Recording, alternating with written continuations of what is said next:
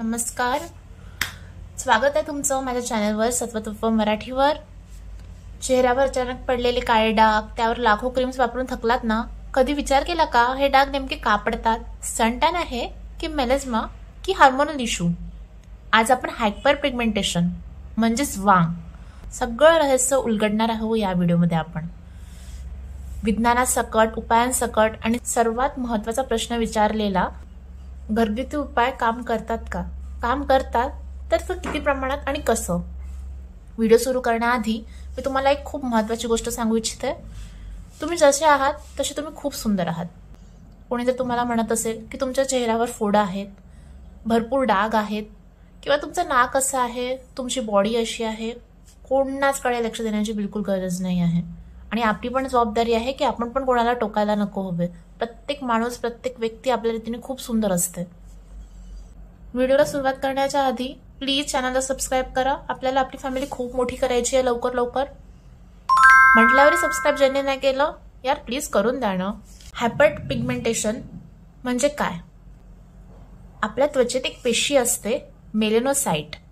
ही पेशी मेलेनिन नावाचं रंगद्रव तयार करते, जे आपल्या त्वचेला, केसांना, डोळ्यांना रंग देते। जेव्हा या मेलेनोसाइट पेशीचं कार्य जास्त वाढतं किंवा ते अनियमित होतं, तेव्हा त्वचेवर काळपट डाग, पॅचेस किंवा अनियमित रंग दिसू लागतात। यालाच म्हणतात हायपर पिगमेंटेशन। वैज्ञानिक दृष्टिकोनातून मेलेनिन जास्त प्रमाणात तयार केलं की त्वचा डार्क दिसते, मेलेनिन कमी झालं की त्वचा फिकट दिसते। आता आपण हायपर पिगमेंटेशनचे प्रकार बघणार आहोत। आपण डाग पाहिले की त्याचं कारण ओळखणं फार महत्त्वाचं असतं। चला आपण त्याचे मुख्य प्रकार बघूया। पहिलं मेलेस्मा। मेलेस्मा हार्मोनल बदल, उदाहरणार्थ गर्भधारणा, गर्भनिरोधक गोळ्या, थायरॉइड। आपल्याला हे गालांवर, कपाळावर किंवा ओठांवर दिसून येतं। दुसरं पोस्ट इन्फ्लॅमेटरी हायपर पिगमेंटेशन, जसं पिंपल्स, जखमा, रॅशेस, बर्न झाल्यानंतर राहिलेले डाग। मेलेनिन त्या ठिकाणी साठवून राहतं। तिसरा प्रकार आहे सन इंड्यूस पिगमेंटेशन, म्हणजेच सूर्याच्या यूव्ही किरणामुळे मेलेनिनची निर्मिती वाढते। Suntan, sunspot, age spot. Fourth drug induce pigmentation, यामुळे त्वचेत बदल होतो। आता तुम्हाला प्रश्न पडेल की हायपर पिगमेंटेशन होण्याचं मूळ कारण काय? पहिलं सूर्यप्रकाश, दुसरं हार्मोनल बदल, तिसरं त्वचेत झालेलं इन्फेक्शन, त्यामध्ये ॲक्ने मार्क्स, बर्न सुद्धा येतं। चुकीचे स्किन प्रोडक्ट वापरल्याने आपण काय करतो की कोणी काय सांगितलं की या क्रीमनी बाबा तुमचं पिगमेंटेशन चाललं जाईल किंवा या क्रीमनी तुम्ही तुमचे पिंपल्स घालू शकता। आपण काहीही न इन्ग्रेडियंट वाचता, नाहीही काही माहीत असता, डॉक्टरचा सल्ला न घेता डायरेक्ट लावून टाकतो। ते तुमच्या स्किनला सूट होईलच हे आपण सांगू शकत। पाचवं मानसिक ताण। हो, मानसिक ताण पण खूप महत्त्वाचं कारण आहे यामागे। वैज्ञानिक दृष्टिकोनातून सांगायचं झालं तर यूव्ही रेज मेलेनोसाइट पेशी उत्तेजित करतात, मग मेलेनियन वाढतो, डाग दिसतात। आता तुम्ही म्हणाल झटपट उपाय काय आहे हे सांग। चला बघूया की उपाय काय आहे। डाग घालवायचे असतील तर सर्वप्रथम योग्य निदान आणि डॉक्टरांचा सल्ला गरजेचा आहे। काही क्रीम्स आहेत जे डॉक्टर प्रिस्क्राईब करतात, जसं kojic acid, niacinamide, azelaic acid, retinoid. हे डॉक्टरांच्या सल्ल्याशिवाय वापरू नका। त्यात काही सिरम पण येतात, ते आपण वापरू शकतो, पण ते कधी, कसे, किती पर्सेंटेजचे आणि कोणती काळजी घेऊन वापरावे हे माहीत असणं आवश्यक आहे। तुम्हाला हवं असेल तर त्यावर मी नक्की व्हिडिओ आणेल। तुम्ही मला कॉमेंटमध्ये सांगू शकता की तुम्हाला व्हिडिओ हवा आहे की नाही। दुसरं chemical peels, glycolic acid, lactic acid यासारखी पिल्स मेलेनियन कमी करून त्वचा नवीन बनवतात। तिसरी ट्रीटमेंट म्हणजे लेझर ट्रीटमेंट। यात काय होतं, योग्य त्वचा प्रकार बघूनच करावं लागतं। फोर्थ आणि सगळ्यात महत्त्वाचा उपाय, ते तुम्हाला डॉक्टरांनी प्रिस्क्राईब केलं असेल किंवा नसेल, खूप इम्पॉर्टंट स्टेप आहे तुमच्याकरिता, सनस्क्रीन। तुम्ही घरात असाल, बाहेर असाल, कुठेही असाल, वातावरण कोणतंही असेल, पावसाळा, हिवाळा, उन्हाळा, खूप लोक मला म्हणतात मी घरातच काम करते तरी पण मला सनस्क्रीन लावायची गरज आहे का? हो. मोस्ट इम्पॉर्टंट, सनस्क्रीन कोणतं वापरावं, त्यात प्रकार काय असतात, या सगळ्यावर आपण नक्कीच लगेच व्हिडिओ घेऊन येणार आहोत. आता सर्वात मोठा तुम्हाला पडलेला प्रश्न, घरगुती उपायाने हायपर पिगमेंटेशन म्हणजेच वांग कमी होतं का? पण त्याचं मागचं विज्ञान समजून घेतलं पाहिजे. अनेक लोकांना वाटतं की निंबू, हळद, ॲलोवेरा किंवा घरगुती फेस पॅक लावले की त्वचेखालचे डाग लगेच जातात. पण असे प्रत्येकदा होत नाही. कारण बघूया का होत नाही.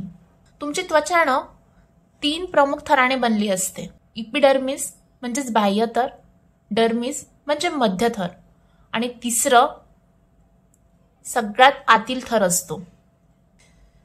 मेलेनिन म्हणजेच रंगद्रव एपिडर्मिस आणि डर्मिस यांच्या सीमेरेषेवर तयार होते. जेव्हा पिगमेंटेशन सरफेस लेवलवर असतात, जेव्हा मेलेनिन बाह्य थर क्रॉस करून आतमध्ये पर्यंत शिरतं, तेव्हा घरगुती उपाय तिथे पेनिट्रेट होऊ शकत नाही. पेनिट्रेट म्हणजे तेव्हा घरगुती उपाय तिथे खोलवरपर्यंत पोहोचू शकत नाहीत. आपण वापरतो ते बहुतांश घरगुती उपाय पदार्थ जसे की निंबूचा रस, ॲलोवेरा जेल, हळद, गुलाब पाणी यांचे मॉलिक्यूल खूप मोठे असतात. ते त्वचेच्या पहिल्या थरापलीकडे जातच नाही, म्हणून ते फक्त वरच्या पातळीवरच ग्लो देतात, पण खोलवरच्या मेलेनियन सेल्सवर काहीच परिणाम करत नाही. ठीक आहे. आणि तसं पण निंबू लावण्यापेक्षा ते खाल्लेलं बरं असं तुम्हाला वाटत नाही का? ॲलोवेरामधील ॲलोईन मेलेनिनवर परिणाम करतो, पण तो डर्मल लेवलपर्यंत पोचत नाही. त्यामुळे हे उपाय सपाट पिगमेंटेशनसाठी थोडे फायदेशीर ठरतात, पण गंभीर किंवा खोलवर किंवा हायपर पिगमेंटेशनसाठी निरुपयोगी ठरतात. वैज्ञानिकांनी तयार केलेले सिरम जसे की niacinamide, retinol, azelaic acid, kojic acid यांच्या फॉर्म्युलाजमध्ये पार्टिकल साईज खूप लहान असते. ते त्वचेच्या आतपर्यंत शिरतात, मेलॅनोसाइट पेशींच्या क्रियेला नियंत्रण करतात आणि मेलेनियनची निर्मिती तयार करतात. डॉक्टर जे सिरम तुम्हाला प्रिस्क्राईब करतात किंवा सायंटिफिकली जे सिरम तयार केले असतात जसं नायसिनामाइड, रेटिनॉल, कोजिक ॲसिड याच्या फॉर्म्युलेशनमध्ये पार्टिकल साईज खूप लहान असतो. ते त्वचेच्या आतपर्यंत शिरतात, मेलॅनोसाइट पेशींच्या क्रियेला नियंत्रित करतात. त्यामुळे हे सिरम खोलवरच्या पेशींवर काम करतात, मेलेनियनचा सोर्स थांबवतात आणि त्वचेचा युनिफॉर्म टोन परत मिळवून देतात. म्हणूनच घरगुती उपायांनी फक्त वरचा ब्राईटनेस येतो, पण कायमस्वरूपी बदल फक्त सायंटिफिक प्रमाणित घटकांनीच होऊ शकतो. लोकांना काही घातक मिथ असतात. निंबू, बेकिंग सोडा, टूथपेस्ट लावा, डाग जातील. अजिबात नाही. त्यांनी केमिकल बर्न होतं, त्वचा काळी पडते. बिलकुल वापरायचं नाही म्हणजे नाही. दुसरं, फेअरनेस क्रीम डाग गायब करतात. बिलकुलच नाही. लहानपणी मी बघायची टीव्हीवर फेअरनेस क्रीमचे ॲड बघून काकू लोक तर घ्यायचेच. फेअरनेस क्रीमचं नाव नाही घ्यायचं आहे मला, त्या बिलकुलही वाह्यात, खूप वाह्यात क्रीम आहे ती. त्यातल्या त्यात छोट्या छोट्या माझ्या स्कूलमेट सुद्धा घ्यायच्या. कधी कधी त्या बायांची, त्या मुलींचीही चूक नसते. मुली जाऊ द्या हो, त्या क्रीम्स मी माणसांना सुद्धा वापरताना बघितलेल्या आहे. का? की आपण सावळं आहोत म्हणून. एवढी सुंदर त्वचा असते सावळ्या लोकांची. आपल्या सोसायटीने आपल्या डोक्यामध्ये फार वाईट किडे भरून ठेवलेले आहे. सुंदरतेची परिभाषा काय असते हे आय डोंट नो. कोणी का कशी लिहून ठेवली आहे. तुम्ही सुंदर आहात. तुम्ही जसे आहात तसे फार सुंदर आहात. प्रत्येक व्यक्ती खूप सुंदर असतो. तिसरं, डाग म्हणजे गहाण त्वचा. हे पूर्णपणे चुकीचं आहे. हायपर पिगमेंटेशन हे आजार नसून त्वचेचीच रासायनिक प्रतिक्रिया आहे. त्यावर योग्य काळजी घेतली तर ते नियंत्रित करता येतं. आता आपण शॉर्टमध्ये बघू की वर काय बघितले आहे. डेली स्किन केअर रुटीन करायचं आहे तुम्हाला. जेंटल क्लिन्झर जसं सेटॅफिल, सिम्पल या ब्रँडसारखे काही वापरायचे आहेत. व्हिटॅमिन सी सिरम कमी कॉन्सन्ट्रेशन पासून सुरू करायचे आहेत, वीकमधून 2 ते 3दा. पण त्यासाठी तुम्हाला ते कसं वापरायचं आहे, कितीदा वापरायचं आहे, प्रमाणात वापरायचं आहे हे तुम्हाला माहिती असणं आवश्यक आहे. त्याशिवाय लावू नका, उलटा परिणाम होईल.